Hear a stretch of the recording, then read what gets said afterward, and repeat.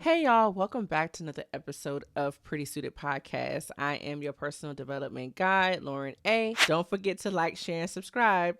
And I hope that you guys had a good Valentine's Day. I surely did. And I want to keep the conversation going a little bit more beyond just the love and all the gushy stuff that comes with V-Day.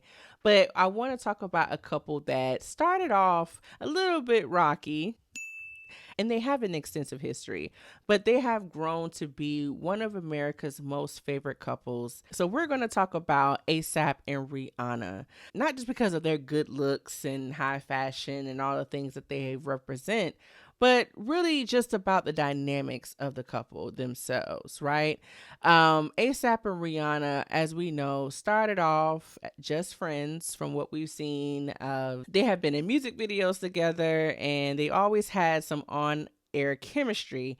However, they have recently, I would say, since I think COVID, like 2020, come out as a couple, come out as a family. They've had 3 or 4 kids since then, and they always seem to be, hands-on parents. They've always been attentive towards each other and just how they look, and they've always seems to be supportive of each other.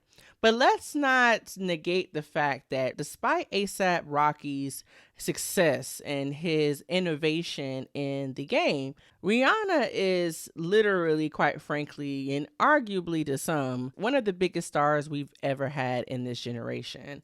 And not only is she one of the biggest pop stars, but she's also one of the richest. Her many ventures, including makeup, including lingerie, including her music, despite not even placing an album out in about 10 years. No shade. Rihanna, please get into the studio. But even if she did not, her catalog has expanded about 2 decades now. And she has literally done the most that you can do in music. So she really doesn't have to put out more music if she doesn't want to. However, with all that being said, her net worth, it spans well over $1 billion. And it doesn't hurt at all that she is outstandingly gorgeous. So what does that mean when it comes to her, finding a suitor that not only fits her, romantic wise and chemistry wise, but just on par as being a valuable candidate for a partner? Like ASAP, like I said, he has done innovative and wonderful things throughout his career. Nobody's arguing that. He even just recently put out an album himself, who people argue to be one of his best works. It doesn't really come quite up against the giant that is Rihanna. And I know that the narrative on the internet for the past however many years is that powerful women are masculine. We hear that time and time again, that, women with a lot of money or with a lot of power, they could be very intimidating and they don't know how to turn it off and they emasculate their man and all the things. And we don't know the in and out of ASAP and Rihanna's relationship. I mean, we're not there. But you can see that there has to be some kind of dynamic there that allows them to be successful at the moment. Because I'm not counting ASAP's pockets, but I would assume that ASAP has less money than Rihanna. Rihanna has the ability to date men with way more money and way more power. Quite frankly, I think before ASAP, she dated a billionaire and it didn't quite work out. So money, I don't think, is the absolute motivation here. So that argument can kind of go by the wayside. Shout out to all the guys who feel that that is women's only and sole motivator. Because we see that it's not. Whether a woman doesn't have that much money or she does have that much money. There are several other things that come into play that make a person attractive outside of money. The money that a person accumulates, that's the icing on the cake. Because as you get to navigate the world and you see how money doesn't quite make you the happiest without the community and the structure and the fulfillment, those things that feed you outside of money, then we understand that the money is the easy part. Now, when I say easy, of course, I don't mean literally easy, because I don't think it's that easy to get a million or $1 billion. So when a woman discovers that money is the icing on the cake, what is there else to look for? Well, I'll tell you.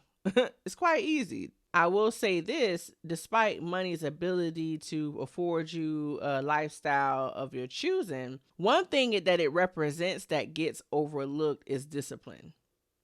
I think that in the conversation of women just want men with money, it's not just the money that's the prize or that's the attraction. It is what you had to do to get that money. So, for example, we understand that if a million or $1 billion was such an easy thing to get, then everybody would have it. So we understand what it could take to get to that point. So we're not talking about the people who go the wrong route or the evil route to accumulate their wealth. We're not talking about them because we understand that's a thing.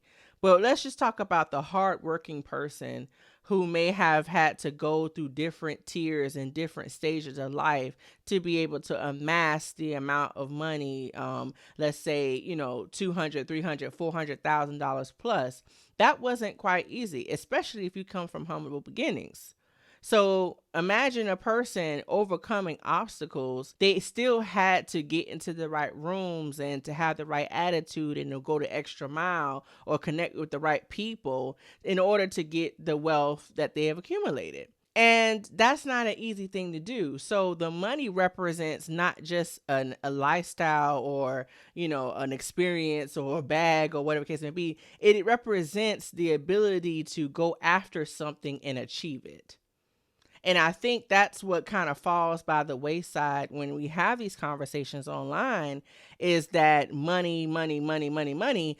No, it's not the money that's the point. It's just like if you were to look at prehistoric times and the caveman who was able to club a buffalo and drag it into the house so the woman could put it over the fire and feed it to the family. That's the same instance as a guy that she sees going after a dream or a goal and accomplishing it to bring it back home. It's the same thing, just different times, right? So again, the money isn't just the tangible thing that's in front of you. It's what it represents, which is the hard work and dedication and the accomplishing of goals. So that way she could fit into that program and be successful as well. Because what's the alternative? Unstructured, undisciplined, disrespectful, just drifting on by. That's not something that most people want, let alone a woman. But it's the same people that don't necessarily have those attributes of dedication and discipline that complain the most when a person has all those things and is able to accomplish those goals and they're able to reap the benefits of accomplishing those goals.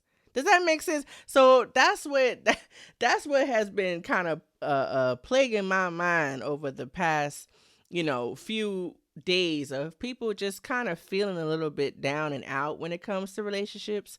And a lot of the conversation I do see is, of course, men not necessarily being happy or feeling unchosen based off of their circumstance. But I think a lot of it does have to do with a sign of the times and, how expensive it is in being able to succeed in a place like this and succeed in a time like this. It's not easy. However, it's always been the same thing. People are always attracted to those who have amassed a life for themselves that they've worked hard for and was able to navigate and succeed in. That's why when you hear now, like I said before, like we hear now on the timeline, oh, it's a strict program. It's a strict program. And it's funny when you hear it initially that, oh, this person runs a strict program. But I think the root of that kind of comment is that, hey, as a woman who has accumulated a comfortable lifestyle for themselves, how do I fit in your strict program? Would I succeed in a program like yours? And so that way we could blossom and grow and become more successful together. And when I say structured, I don't mean rigid or stoic or anything that's like cold and icy. I'm not talking about that. I'm talking about the self-assurance and the self-respect enough to know that you have to have some kind of guardrails and some discipline in certain areas to be able to go the extra step and to reach the next level. That's what we're talking about. And you can do that with love. You could do that with respectfulness. You could do that with romance. You could do that with kindness. You could do all of that. Because like I said, what's the alternative? An unstructured program, a lackadaisical program, a unambitious program? No. So when it comes to people like ASAP or Rihanna or any other successful woman, being equally matched with somebody who is able to achieve a similar level of success, that is attractive, because that shows that you have just the same amount of work ethic or discipline or ambition as I do. Let's take finances off the table, because that's a whole nother conversation when we start talking about hypergamy and 50-50 and 70-30 and all that. That's a whole nother thing. I'm talking about strictly a household where we are together and we are something as simple as going out to eat.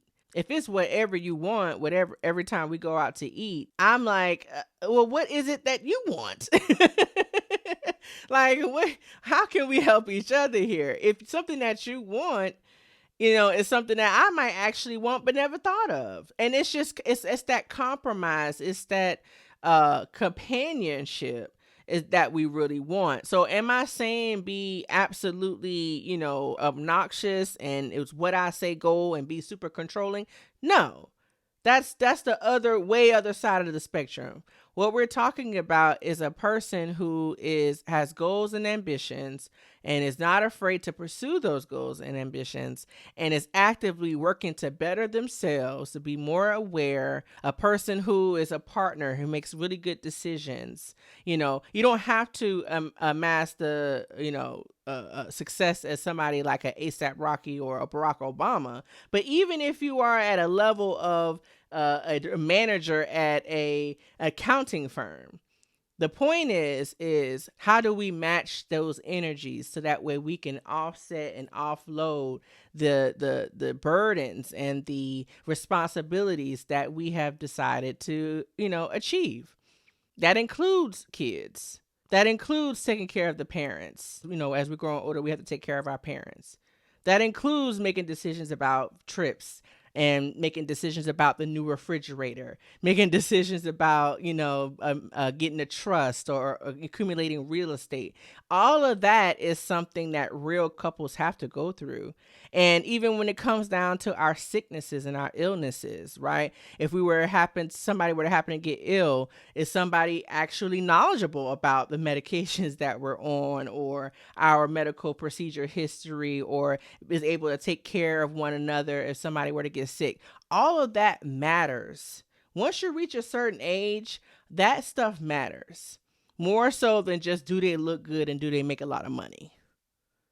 Okay? So hopefully as our conversations start to evolve in 2026, because Lord knows I am quite tired of the same conversations of the 50-50 and the money and the cheating and all that. All of that, I think, is a distraction for what really is important as we are starting to look for spouses to spend the rest of our life with. Is the money important? Sure. That's why ASAP Rocky is still pursuing his own interests, such as the fashion show. She was just showed out for that. It actually had something called like dad wear, which was, I really think, a really cool line. And you can see in her eyes the adoration that she had for him, just going after something that he was passionate about. Did she think that this was going to amass an amount of wealth that could retire her? Maybe not. I don't really know. But what she did see was a man who didn't give up on his vision just because he was dating Rihanna. What she did see was a guy who was happy to be able to have some creativity and the focus be on him for once, just outside of him being Rihanna's man as well as their kid's father. In that moment, he was ASAP, and she supported that. So shout out to people who have found that person who is equally yoked, despite the roles that they carry in the relationship, whether you're the breadwinner and you're a woman or not.